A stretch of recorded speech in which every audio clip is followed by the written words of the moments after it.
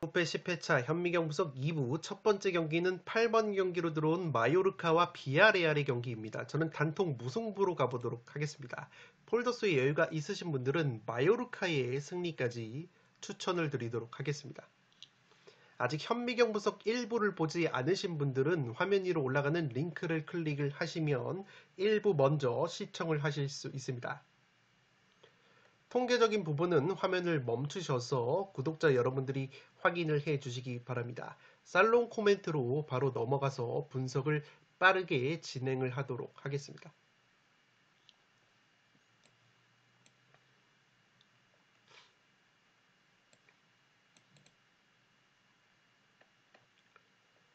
살롱 코멘트로 정리를 해드리면 최근에 비아레알이 상당히 고전하는 것이 최전방에서의 골 결정력 부재가 원인이라고 보시면 되겠습니다.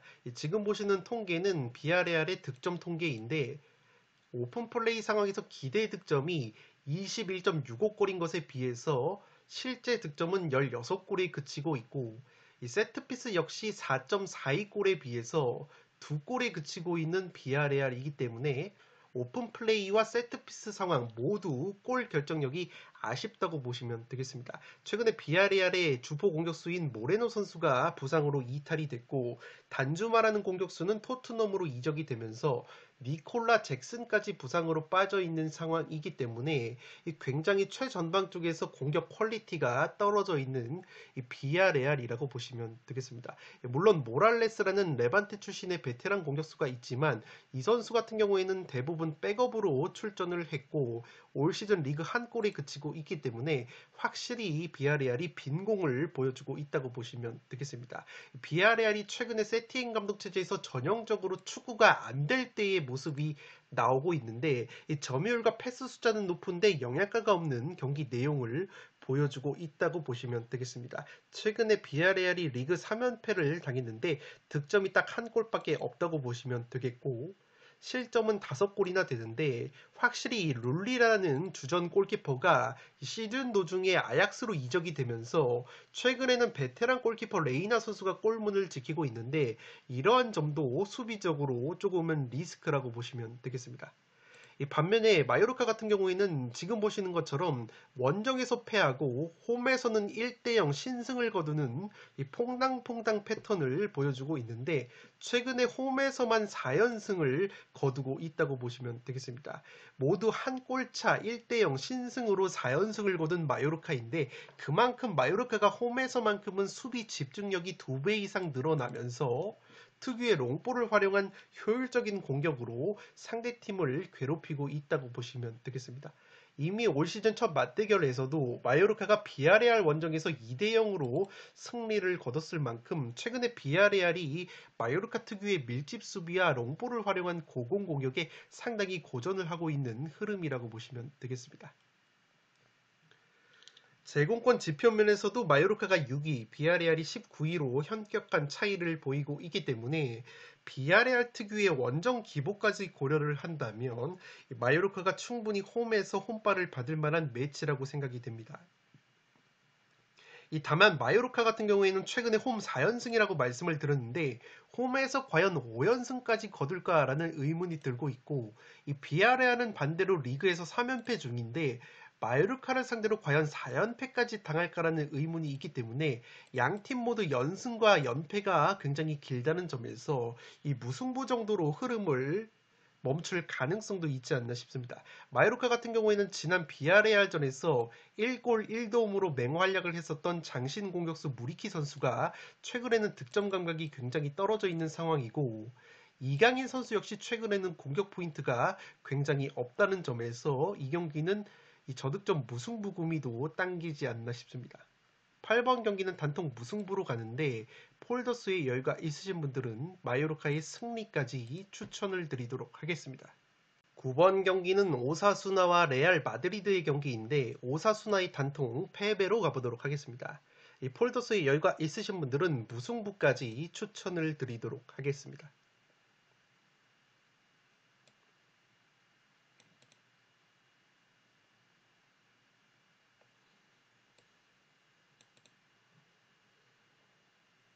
살롱 코멘트로 정리를 해드리면 제공권에 비해서 세트피스 실점이 많은 오사수나이고 반대로 제공권이 약한 것에 비해서 세트피스 득점이 굉장히 많은 레알 마드리드라고 보시면 되겠습니다. 라리가에서 지표상으로 제공권 꼴찌를 달리고 있는 레알이고 오사수나는 제공권이 2등에 빛날 정도로 높이가 좋은 팀인데 레알 마드리드가 제공권이 꼴찌인 것에 비해서 지금 보시는 것처럼 세트피스 상황에서 득점이 8골이나 되기 때문에 세트피스 실점이 의외로 많은 오사수나를 상대로 충분히 세트피스로 재미를 볼 수 있는 레알이라고 보시면 되겠습니다. 오사수나 같은 경우에는 최근에 레알만 만나면 5경기 중에서 무려 3번의 무승부로 고춧가루를 심심치 않게 뿌려왔다고 보시면 되겠는데 이번 시즌에도 1차전 맞대결에서 오사수나가 레알을 상대로 무승부로 덜미를 잡았다고 보시면 되겠습니다. 최근에 오사수나가 라리가에서 무자비 면모를 보여주고 있는데 이번 경기 역시 레알을 상대로 무승부로 덜미를 잡을 가능성이 조금은 있지 않나 싶습니다. 양팀 모두 핵심 공격수들이 빠지는데 오사수나 같은 경우에는 가장 많은 골인 7골을 넣고 있는 아빌라라는 공격수가 경고 누적으로 결장이 되고 레알은 에이스 공격수인 벤제마 선수가 부상 여파로 결장이 된다고 보시면 되겠습니다. 오사수나 같은 경우에는 가뜩이나 공격력이 약점인 팀인데 아빌라까지 빠지게 된다면 최전방에서 장신 공격수 부디미르 선수의 헤딩 뚝배기 한 방에 기댈 수밖에 없다고 보시면 되겠습니다. 물론 레알도 벤제마가 빠지는 것은 큰 전력 누수라고 볼 수 있겠는데 한 가지 고무적인 데이터를 제가 찾았는데 이 벤제마 선수가 오사수나를 상대로는 그리 강한 편이 아니었다고 보시면 되겠습니다. 지금 보시는 통계가 벤제마 선수의 오사수나전 통계인데 리그 17경기를 오사수나를 상대로 치러서 4골 4도움에 그치고 있다고 보시면 되겠습니다. 이 4골을 넣은 것이 라리가 팀들 중에서 가장 적은 골을 벤제마 선수가 넣은 골이라고 보시면 되겠습니다. 이 벤제마 선수가 가장 많이 골을 넣은 팀이 빌바오인데 26경기에서 무려 17골이나 넣었던 빌바오전과 비교해 봤을 때 확실히 오사수나를 상대로는 벤제마 선수가 굉장히 저조한 득점력을 보여줬었고 직전 맞대결에서도 1대1 무승부를 거뒀을 때 벤제마 선수가 오사수나를 상대로 골대만 2번을 때리는 등 이상하게 오사수나를 상대로 골운이 따르지 않았던 이 벤제마 선수라는 점에서 의외로 이 벤제마 선수의 공백이 크게 느껴지지 않을 가능성이 있는 레알이라고 보시면 되겠습니다. 물론 양팀 주포 공격수의 이탈로 저득점 무승부 가능성 그리고 레알이 최근에 클럽 월드컵 이후에 누적된 피로도가 있다는 점에서 오사수나 원정에서 굉장히 힘든 경기를 할 것으로 보이는데 그래도 레알이 승리를 가져갈 가능성이 좀 더 높지 않나 싶습니다. 9번 경기는 오사수나의 단통 패배로 가는데 폴더스의 여유가 있으신 분들은 무승부까지 추천을 드리도록 하겠습니다. 10번 경기는 엘체와 에스파뇰의 경기인데 엘체의 단통 패배로 가보도록 하겠습니다. 폴더스의 여유가 있으신 분들은 무승부까지 추천을 드리도록 하겠습니다. 최근에 에스파뇰 상대로 무승부가 많았던 엘체인데 지난 10월 에스파뇰 원정에서도 2대2 무승부를 거뒀고 최근에 1부 리그 승격 이후에 에스파뇰 상대로 1승 2무 무패를 달리고 있는 엘체이기 때문에 엘체도 충분히 홈에서 저력을 보여줄 가능성이 있지 않을까 싶습니다.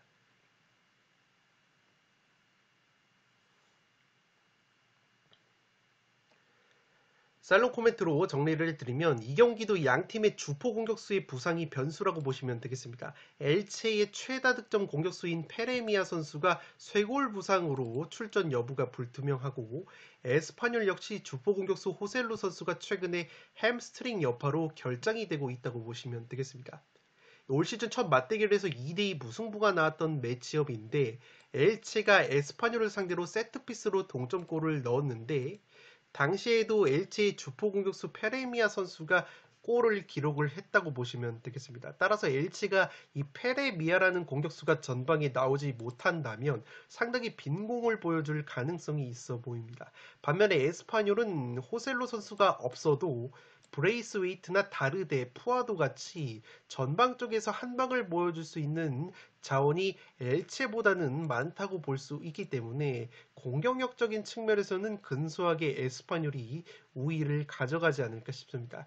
또한 제가 에스파뇰 현지 사이트를 보니까 이 호셀루 선수가 훈련을 소화하는 모습은 없었지만 사복 차림으로 훈련장에서 구단 행사에 참석한 사진이 포착이 됐기 때문에 이 호셀루 선수가 깜짝 복귀를 하게 된다면 확실히 공격적인 측면에서는 에스파뇰이 우위를 가져갈 수 있지 않을까 싶습니다. 다만 호셀루 선수가 여전히 햄스트링으로 결장이 되면서 양팀이 최근에 맞대결에서 무승부가 원체 많았다는 점, 에스파뇰이 올 시즌 라리가 최다 무자비 면모를 보여주고 있다는 점, 그리고 에스파뇰이 중앙 수비 쪽에 공백이 있다는 점에서 엘체도 최근에 홈 경기 상승세를 고려한다면 쉽게 패할 것 같지 않은 매치라고 보시면 되겠습니다. 에스파뇰 같은 경우에는 올 시즌 라리가에서 세트피스 실점이 11골로 가장 많은 팀인데 지난 맞대결에서 엘체가 세트피스로 에스파뇰을 공략을 했었다는 점에서 이 경기는 충분히 무승부 가능성도 있지 않나 싶습니다.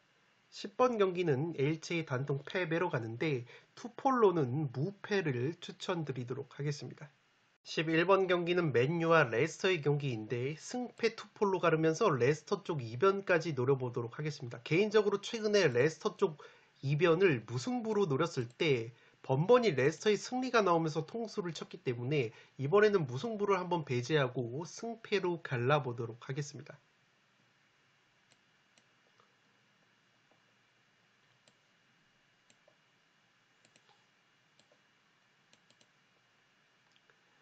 살롱 코멘트로 정리를 해드리면 최근에 레스터가 상승세를 타고 있다고 보시면 되겠습니다.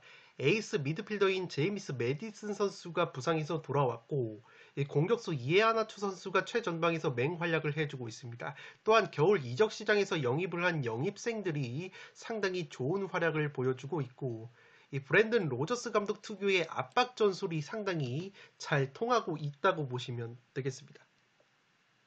지금 보시는 통계는 양 팀의 세트피스 실점 통계인데 레스터 시티가 세트피스 실점이 8골, 맨유가 7골로 양 팀 모두 세트피스 수비가 상당히 약하다고 보시면 되겠는데 이 맨유 같은 경우에는 올 시즌 프리미어리그에서 세트피스 득점이 3골로 상당히 저조한 세트피스 득점을 보여주고 있다고 보시면 되겠습니다. 반면에 레스터는 맨유보다 2배 많은 6골을 세트피스로 넣고 있기 때문에 의외로 세트피스로 재미를 볼 수 있는 쪽은 레스터가 될 가능성이 있지 않나 싶습니다. 물론 맨유 역시 직전 바르셀로나전에서 세트피스로 득점을 만들어내는 등 확실히 최근에는 세트피스 공격력이 올라오고 있지만 이 미드필더 카세미로 선수가 이번 경기에도 징계로 결정이 되기 때문에 카세미로 선수 특유의 뚝배기가 사라지게 된다면 확실히 맨유가 세트피스로 재미를 볼 가능성은 떨어지지 않을까 싶습니다. 레스터가 맨유 원정에서 최근에 1승 1무 무패 천정 면모를 보여주고 있고 최근에 맨유 상대로 6경기에서 3승 2무 1패 천정 면모를 보여주고 있는 점 역시 충분히 레스터 쪽 이변을 노려볼 수 있는 근거라고 보시면 되겠습니다. 제가 미드필더 카세미로 선수가 이번 경기까지 퇴장 징계로 결정이 된다고 말씀을 드렸는데 이 선수가 있을 때와 없을 때의 맨유의 중원 퀄리티 차이가 상당히 크다고 보시면 되겠습니다. 특히나 프레드라는 맨유의 미드필더가 있는데 이 선수가 카세미로 선수와 함께 중원에 나올 때는 이 프레드 선수를 보다 공격적으로 한 칸 위로 올려서 사용을 할 수 있는데 이 카세미로 선수가 없을 때는 이 프레드라는 선수를 3선에 배치를 하게 되는데 그렇게 될 경우에는 상당히 3선이 불안해진다고 보시면 되겠습니다.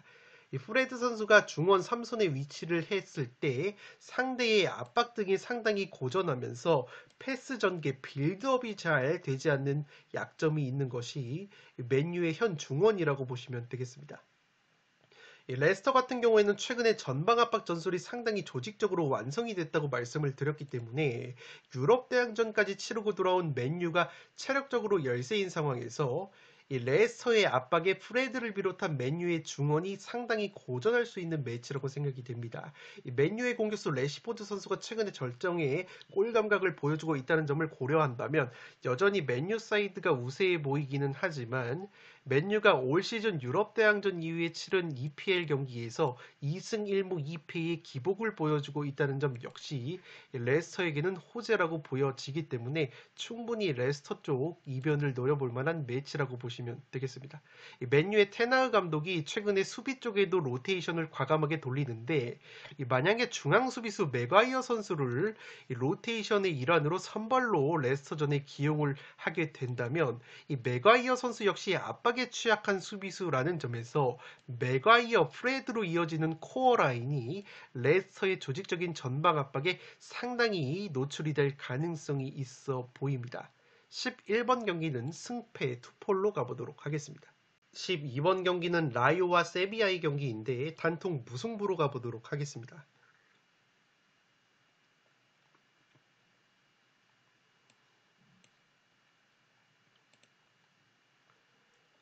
살롱 코멘트로 정리를 해드리면 라요가 수치상으로는 오픈플레이 상황에서 골 결정력이 그렇게까지 나쁜 편은 아닌데 확실히 최전방 공격수들의 골 결정력이 여전히 아쉽다고 보시면 되겠습니다. 에스파뇰에서 영입을 한 라울 데 토마스라는 공격수가 직전 헤타페전에서 페널티킥을 실축을 했고 이 까메요라는 공격수가 올 시즌 리그 5골을 넣어주고 있었는데 최근에 4경기 1골로 저조한 골 결정력을 보여주고 있기 때문에 이 라요가 측면 공격력의 퀄리티에 비해서 확실히 최전방 공격수들의 한 방이 조금은 부족하다고 보시면 되겠습니다. 이 라요 같은 경우에는 최대의 강점이 세트피스 득점력인데 이 세트피스 득점이 7골로 라리가 전체 2등을 달리고 있다고 보시면 되겠습니다. 다만 세비야 같은 경우에는 세트피스 실점이 딱 1골로 라리가에서 세트피스 수비가 가장 강력한 팀이기 때문에 만약에 라요가 세트피스로 재미를 보지 못한다면 충분히 답답한 흐름이 나올 수 있는 매치라고 보시면 되겠습니다. 지금 보시는 통계는 라리가의 전방 압박 통계인데 빨간색으로 표시를 해둔 라요가 라리가에서 굉장히 강력한 전방 압박을 보여주는 팀이라고 보시면 되겠습니다. 이 파랑색 네모로 표시해둔 비아레알, 바야돌리드, 아틀레틱 빌바오, 발렌시아도 압박이 강력한 팀들인데 이 파랑색 네모로 표시해둔 압박이 강력한 팀들을 상대로 세비야가 올 시즌에 패배가 없었다고 보시면 되겠습니다. 이 발렌시아, 빌바오, 바야돌리드, 비아레알을 상대로 모두 1대1 무승부를 거뒀던 세비야이기 때문에 최근에 세비야의 주포 공격수 엔네시리 선수의 골 감각이 굉장히 좋아졌다는 점과 직전 경기 PSV의 홈 경기에서도 3대0 완승을 거둔 상승세까지 고려를 한다면 세비야가 라요와 체급이 비슷한 압박이 강한 팀들을 상대로 모두 무승부를 거뒀다는 점까지 고려를 해봤을 때 이 무승부 구미가 상당히 당기지 않나 싶습니다. 다만 세비야가 주전 중앙 미드필더 9대2 호르단 선수가 모두 경고 누적으로 결정이 되기 때문에 이 중원 쪽의 공백이 심할 것으로 생각이 되고 무엇보다 원정에서 홈보다 경기력이 떨어지는 세비야의 특성을 고려를 한다면 이변이 나온다면 무승부가 합리적인 선택이 되지 않을까 싶습니다. 세비야가 최근에 홈에서는 연승을 기록하고 있지만 원정에서는 여전히 2무 3패로 기복이 있다는 점에서 양팀 모두 라리가 최다 무자비 3위 무자비 면모까지 고려를 한다면 팽팽한 무승부가 합리적인 선택이 되지 않을까 싶습니다. 12번 경기는 단통 무승부로 가보도록 하겠습니다. 13번 경기는 토트넘과 웨스트햄의 런던 더비인데 승무 투폴로 가보도록 하겠습니다.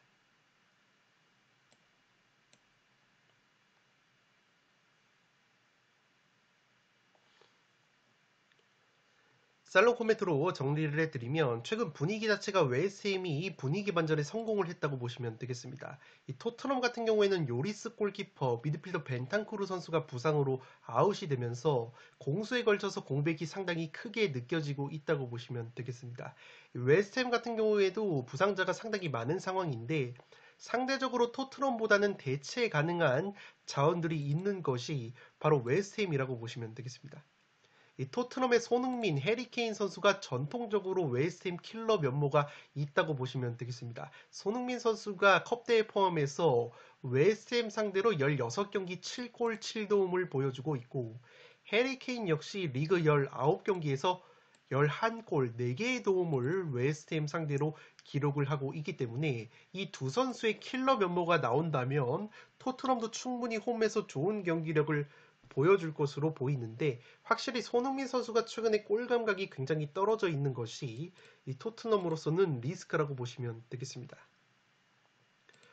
지금 보시는 통계는 웨스트햄의 세트피스 실점 통계인데 웨스트햄이 프리미어리그에서 세트피스 실점이 딱 한 골로 가장 적은 세트피스 실점을 하고 있다고 보시면 되겠습니다. 그만큼 웨스트햄이 높이가 기본적으로 좋은 팀이고 세트피스에서는 웬만큼 해서는 실점을 하지 않는 팀이라고 보시면 되겠는데 토트넘 같은 경우에는 최근에 프리미어리그에서 세트피스 득점이 11골로 전체 1등을 달린다는 점에서 만약에 토트넘이 최대 강점이라고 할 수 있는 세트피스 상황에서 웨스트햄의 탄탄한 세트피스 수비를 뚫어내지 못한다면 최근에 손흥민, 클루세스키 같은 공격자들의 컨디션이 떨어져 있는 상황에서 토트넘이 굉장히 답답한 공격력을 보여줄 가능성이 있지 않나 싶습니다. 최근에 콘테 감독 체제에서 이 토트넘이 측면에서 무지성 크로스를 많이 올리기 때문에 이 웨스트햄으로서는 그렇게 측면에서 크로스를 많이 올려준다면 제공권이 좋은 팀이기 때문에 충분히 토트넘의 단순한 측면 크로스 공격을 쉽게 막아낼 저력이 있다고 보시면 되겠습니다.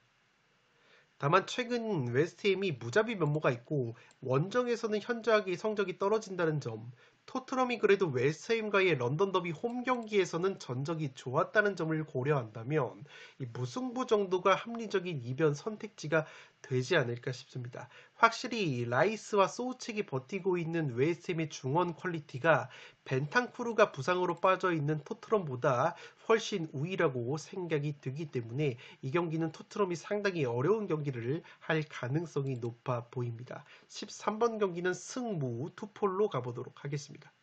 마지막 경기는 아틀레티코 마드리드와 빌바오의 경기인데 과감하게 아틀레티코 마드리드의 단통 패배로 가면서 이변을 노려보도록 하겠습니다. 불안하실 분들은 그래도 아틀레티코의 승리까지 투폴로 추천을 드리도록 하겠습니다.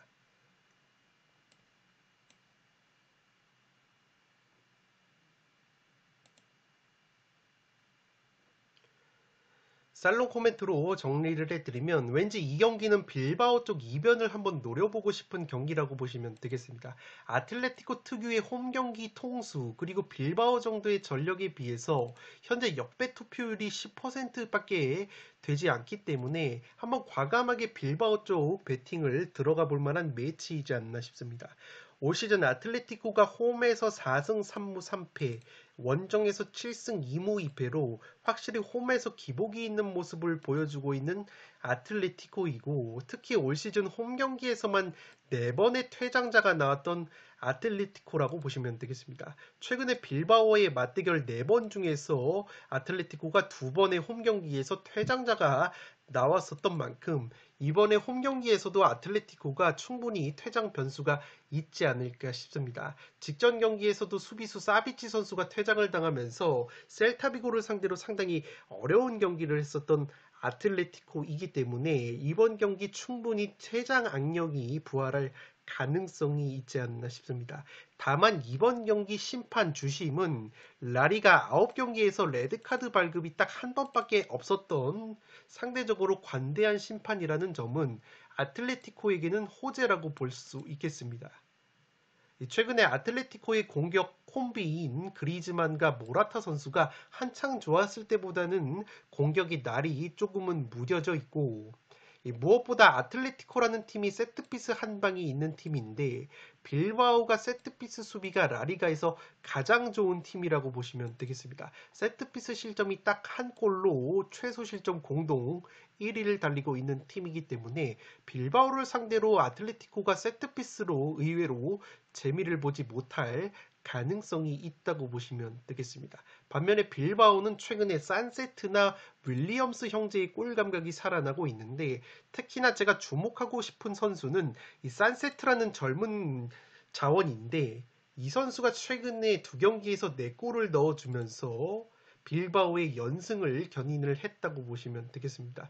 이 선수가 특징이 뭐냐면 현재 발베르데 감독 체제에서는 이 산세트라는 선수를 중앙 미드필더로 선발로 기용을 하고 있는데 이 선수가 과거에 마르셀리노 감독 시절에는 공격수로 활용이 됐던 선수이기 때문에 굉장히 공격 본능이 있는 선수라고 보시면 되겠습니다. 따라서 선발로는 중원에 포진을 하면서 중원에서 변칙적으로 공격에 가담이 되기 때문에 이 상대팀 입장으로서는 상당히 마크하기가 까다로운 부분이 있다고 보시면 되겠습니다. 따라서 이러한 산세트의 변칙적인 움직임과 공격 가담, 최근에 좋은 골 결정력과 빌바오 특유의 강력한 전방 압박, 아틀레티코를 상대로 최근에 상대 전적에 우위가 있었다는 점, 아틀레티코 마드리드가 최근에 홈에서 통수 빈도가 높다는 점을 고려한다면 이 경기는 과감하게 빌바오 사이드를 한번 노려볼 만한 매치가 되지 않을까 싶습니다. 다만 아틀레티코가 이변이 느껴지는 경기에서는 의외로 허무하게 꾸역승을 거두는 청개구리 기질도 이기 때문에 이 단통으로 이변을 노리기에 조금은 리스크라고 생각이 되시는 분들은 승패를 추천드리도록 하겠고 저는 14번 경기는 과감하게 아틀레티코의 단통 패배로 가보도록 하겠습니다. 네, 이것으로 5억 5천만 원이 이월된 축구토토 승무패 10회차 현미경 분석 14경기를 분석을 모두 마치도록 하겠습니다. 항상 말씀을 드리지만 최종픽만 그대로 가져가지 마시고 제가 말씀을 드렸던 다양한 전술 분석 내용을 기반으로 나만의 픽을 만드셔야 1등에 가까워지실 수 있습니다. 끝으로 영상이 도움이 되신 분들은 좋아요와 구독 버튼을 눌러주시면 풋볼살롱 채널에 크나큰 힘이 됩니다. 구독 버튼 옆에 종 모양의 알림 설정을 해주시면 그 누구보다 빠르게 양질의 축구 승무패 프로토 관련 분석 컨텐츠를 만나보실 수 있습니다. 지금까지 풋볼살롱이었습니다. 감사합니다.